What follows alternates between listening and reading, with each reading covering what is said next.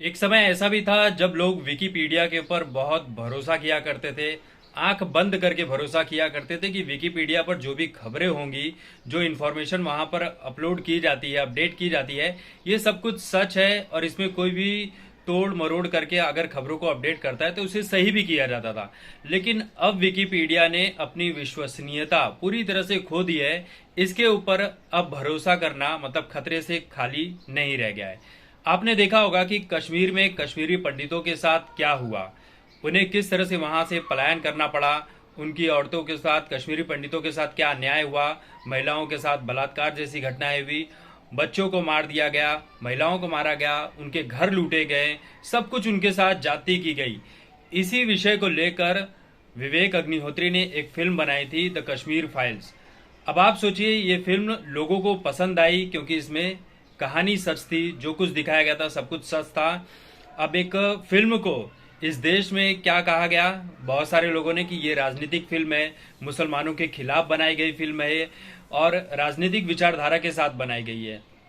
अब यही काम विकिपीडिया भी कर रहा है। विकिपीडिया ने ये कह दिया है कि ये एक काल्पनिक फिल्म है, यानी कि फिक्शनल फिल्म है, इमेजिनेशन के आधार पर बनाई गई है, इसमें कुछ भी सच नहीं है।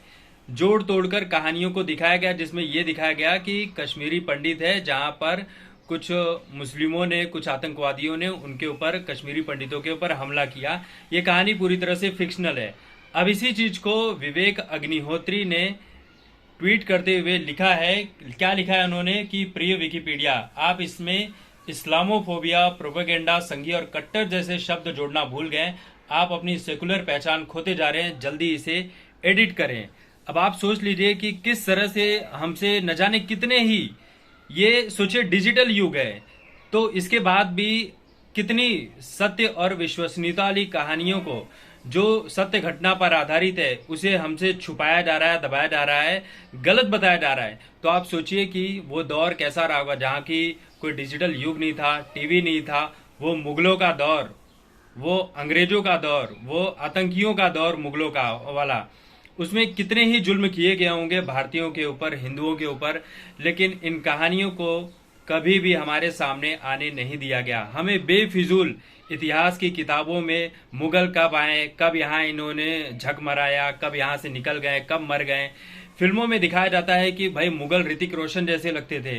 हाँ, और रियलिटी में देखो तो एकदम लुल्लुर पुंजुर जैसे लगते थे कि साला मार दो तो दो झापड़ में गिर जाए, ऐसे लगते थे।